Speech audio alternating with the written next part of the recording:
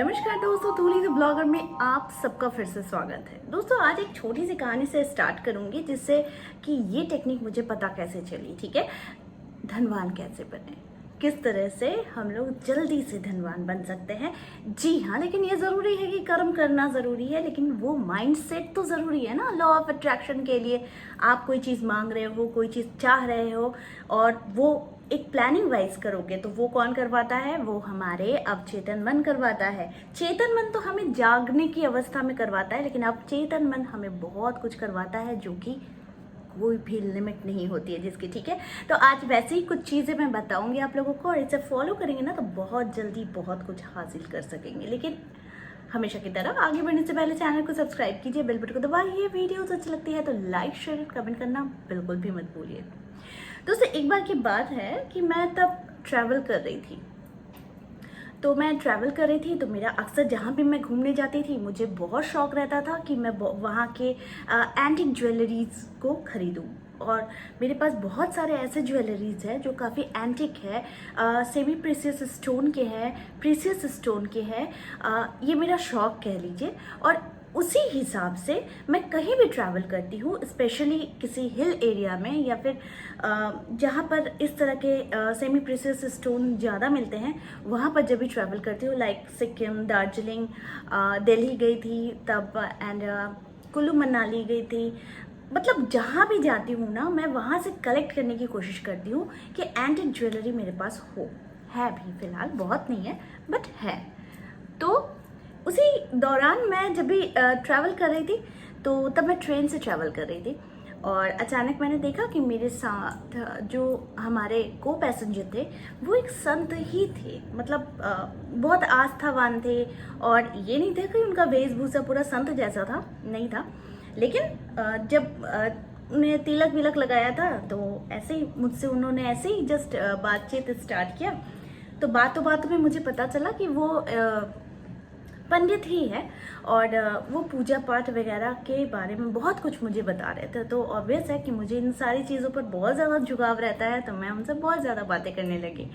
तो in between उन्होंने मुझसे कहा कि बेटा तुम्हारा सपना क्या है, कि क्या करना चाहती हो। तो मैंने बोला कि मेरा सपना तो बहुत कुछ था लेकिन मैं बन नहीं पाई। क्योंकि बन इसलिए नहीं पाई क्योंकि वहाँ पर वो फैसिलिटी नहीं थी जिस वजह से मैं कुछ कर पाती। लेकिन फिर भी मुझे लगता है कि एक किसी चीज़ में आगे बढ़ने के लिए हमें सक्सेसफुल होना ज़रूरी है और वो सक्सेस तभी मिलेगा जब हम कड़ी मेहनत करते हैं। तो उन्होंने बोला बिल्कुल सही बात है, कड़ी मेहनत तो हर किसी की चीज़ के लिए एकदम मतलब बाध्यतामूलक है। कड़ी मेहनत तो करनी ही पड़ेगी, इसके बिना तो कुछ हासिल नहीं होगा। उसी तरीके से उन्होंने मुझसे कहा कि जैसे एक धनवान व्यक्ति बहुत धनवान कैसे बनता है पता है। मैंने बोला जी नहीं, मुझे पता नहीं है, आप बताएंगे तो मुझे बहुत अच्छी लगेगी। तो उन्होंने मुझसे कहा कि धनवान बनने के लिए एक ऐसे गुप्त रहस्य है जिसको कोई भी अपनाएगा तो वो बहुत धनवान बन सकता है। तो मेरे लिए ये बहुत इंटरेस्टिंग था। मैंने इसमें बड़ा मन देकर, काफ़ी सीरियस होकर मैंने उनसे सुनना चालू किया। तो उन्होंने मुझसे कहा कि ज्योतिष और अन्य माध्यमों को जानकर हम मतलब दूसरों के लिए हम लोग क्या करते हैं, बहुत सारे उपाय को बता देते हैं।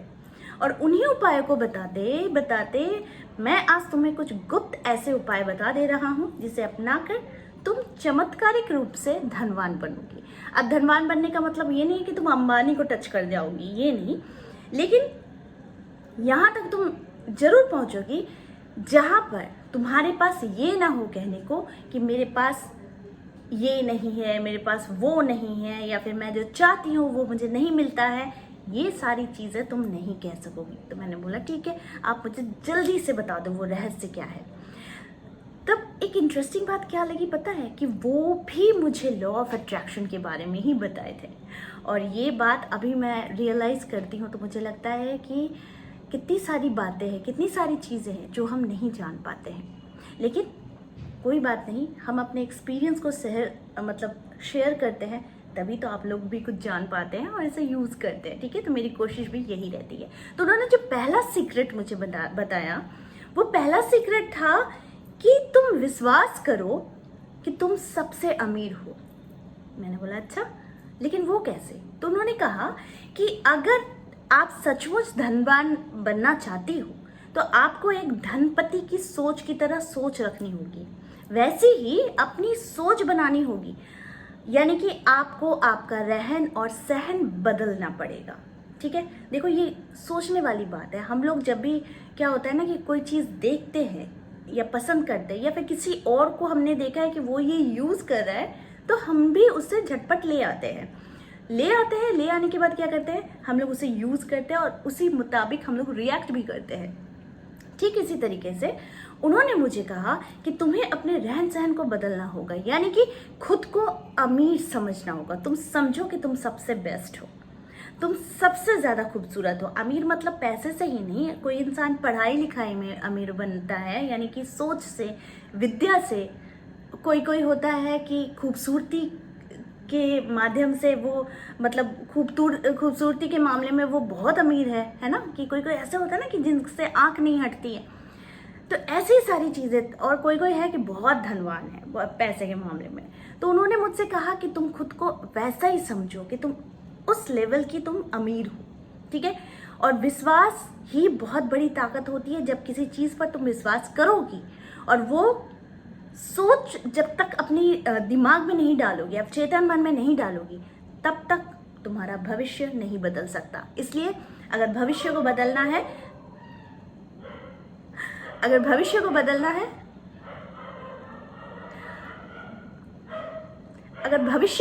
है तो तुमको अपनी सोच भी बदलनी पड़ेगी। ठीक है, जो लोग खुद को दरिद्र मानते हैं वे हमेशा दरिद्र ही रहते हैं। और एग्जैक्टली मैंने ऐसे बहुत सारे लोगों को देखा है।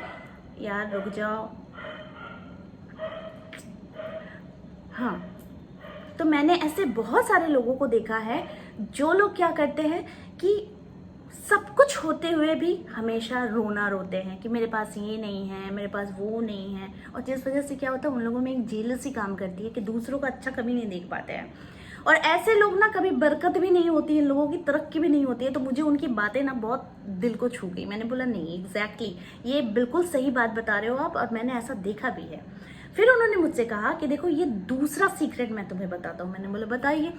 तो कहा कि देखो जो भी चीज़ मिले ना, धन्यवाद देना सीख लो, ग्रैटिट्यूड। मैंने आप लोगों को क्या कहा था कि लॉ ऑफ अट्रैक्शन में सबसे बड़ी अट्रैक्शन की अगर चीज़ होती है कि जिस पावर को आप लोगों को पाना है तो वो होती है ग्रैटिट्यूड। भगवान को हमेशा, भगवान को क्यों, आपके लिए कोई भी कुछ करता है ना तो उसको हमेशा ग्रैटिट्यूड दो। ठीक है, तो उन्होंने मुझसे कहा कि ईश्वर के पास हर कोई मांगने जरूर जाता है, लेकिन धन्यवाद देने कितने लोग जाते हैं आप ही बताओ। हम लोग हमेशा विपद में पड़ते हैं, समस्या में पड़ते हैं तो भगवान के पास चले जाते हैं, लेकिन जब अच्छे सुख के दिन बिताते हैं, बहुत अच्छी अच्छी चीज़ें कर लेते हैं, सब कुछ मिल जाता है, तब तो हम लोग भगवान को सिर्फ प्रणाम ही करते हैं। धन्यवाद कहाँ देते हैं, देते नहीं है ना। बहुत से ऐसे लोग हैं, लेकिन देना सीख लो। ये ग्रेटिट्यूड का नियम है, लॉ ऑफ अट्रैक्शन का नियम है, जिसे अपनाओगे तो बहुत कुछ पाओगे। ठीक है, तो फिर उन्होंने मुझे ऐसा कहा कि तुम्हारे जीवन में अब तक जो भी मिला है ना, तुम बस ईश्वर, प्रकृति या किसी भी व्यक्ति को दिल से धन्यवाद दो। देखना उसका जो रिजल्ट होता है ना, उसकी जो गति होती है ना तुम्हारे जीवन में तरक्की की, वो और जल्दी ऊपर जाती है और जल्दी से ये काम करने लग जाती है। इसलिए धन्यवाद की ताकत को समझ लो और हमेशा धन्यवाद दो हर एक छोटी चीज़ के लिए। देखो प्रतिपल धन्यवाद के लिए ना तैयार रहना चाहिए, क्योंकि आगे भी आपको कुछ मिलने वाला होता है। इसलिए झोली को फैलाए रखो और जो मिलता है उसके लिए धन्यवाद दो। तो ये भी मुझे बहुत इंटरेस्टिंग लगी। तीसरा रहस्य उन्होंने कहा कि ईश्वर, प्रकृति या आकाश से मांगो। ठीक है, तो ये मांगे कैसे? तो उन्होंने मुझसे कहा कि ईश्वर, प्रकृति या आकाश के पास आपको देने के लिए बहुत कुछ है, बहुत सारी चीजें हैं। ठीक है, लेकिन अगर आपके पास किसी वस्तु को पाने के लिए जी भर की भी चाहत नहीं है, मतलब हम चाहते हैं लेकिन उतनी दिलों से नहीं चाह रहे हैं, क्योंकि हम लोग क्वेश्चन मार्क लगा देते हैं, तो वो आपको कभी नहीं मिलेगी। ठीक है, आपकी चाहत या मांग में ताकत होनी चाहिए।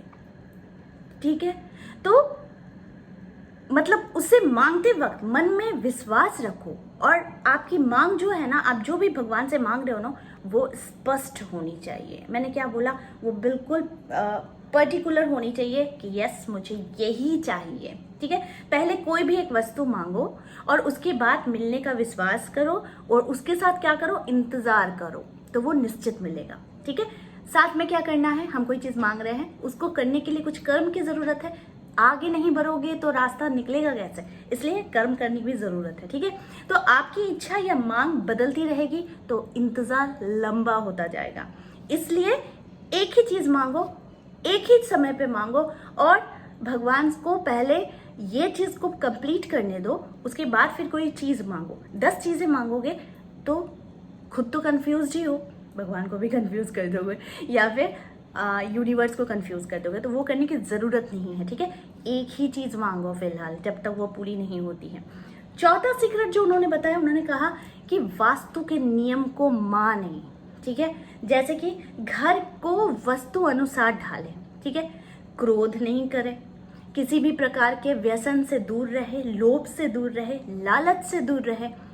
बैठक रूम में ऐसे चित्र कभी मत लगाओ जिसमें हंसता हुआ परिवार नजर ना आता हो, सारे गंभीर हो, ऐसा कभी मत लगाओ। बल्कि ये तस्वीर लगाओ कि घर का सारा परिवार एक साथ हंसता हुआ नजर आ रहा है। ठीक है, पूजा स्थान पर माता लक्ष्मी का ऐसा चित्र लगाओ जिनके हाथों से धन की वर्षा होती है, ऐसे ऐसे होती है ना, यूं आशीर्वाद और यूं धन की वर्षा हो रही है, तो ऐसी लगाया करो।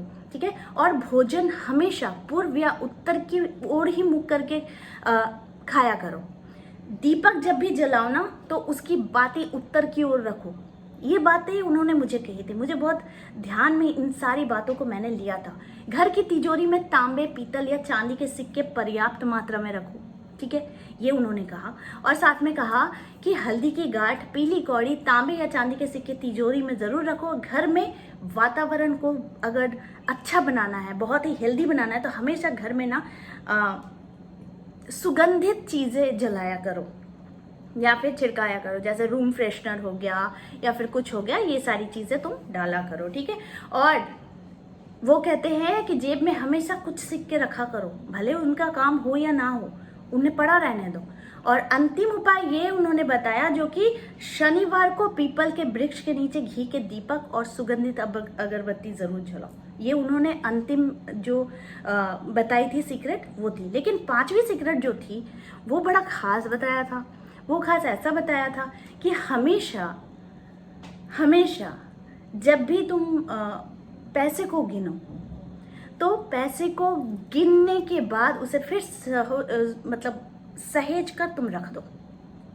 यानी समझे, सोने से पहले, ठीक है, कोई एक कुछ गड्डी रख लो रुपए की, और उसे ना गिन कर फिर वैसे ही रख दो, उसे खर्चा मत करो। कोई एक चीज ऐसा रख दो, ठीक है, उसको बस 43 डेज तक तुम लोगों को करना है, 43 डेज तक। ठीक है, गिनो फिर रख दो। और इसको खास टाइम है सोने जाने से पहले ये चीज करो। इससे क्या होता है कि वो एनर्जी ना कंटिन्यूटी रहती है उसमें। आपको 43 डेज तक करनी है। तो ये सारी चीजें मैंने क्या की थी, मैंने नोट डाउन भी की थी और फिर दिमाग में ये फिर रख लिया था। फिर मैंने आकर बहुत सारे गूगल सर्च किए कि क्या ये सब सच में होते हैं। तो मैंने देखा कि यस, करेक्ट, बहुत सारी जगहों में ये सारी चीज़ें मेंशन्ड है कि ये सारी चीज़ें होती है। तो मुझे बड़ा इंटरेस्टिंग लगा था कि ये सारी चीज़ें ना लॉ ऑफ अट्रैक्शन में काम करती है, और इसका असर भी आप लोग देखेंगे। क्योंकि जो चीज़ कोई बनना चाहता है ना, तो उसे उसके अंदर घुस जाना होता है, उसे उसके अंदर भी ही चले जाना होता है। जैसे मैंने सीक्रेट बुक पढ़ी थी, सीक्रेट बुक में भी कुछ ऐसी ही चीज़ें हैं जो चीज़ मैंने आप लोगों को बताई थी, और फिर उनकी बातें बहुत मेल खाती है, बहुत सारी चीज़ें। और वो बहुत बड़े संत थे जिनकी एक मतलब होता है ना, एक पर्सनैलिटी देखकर काफ़ी अट्रैक्टिव लगता है, काफ़ी अट्रैक्शन होती है कि नहीं, बहुत सारे ज्ञान है इनके पास। तो वही चीज़ थी, मैंने तब से सोचा था कि कभी कभी ज़रूर इन सारी चीज़ों को अप्लाई करूँगी, करती भी थी। फिर कभी नहीं सोचा था कि यूँ आकर आप लोगों को बताऊँगी।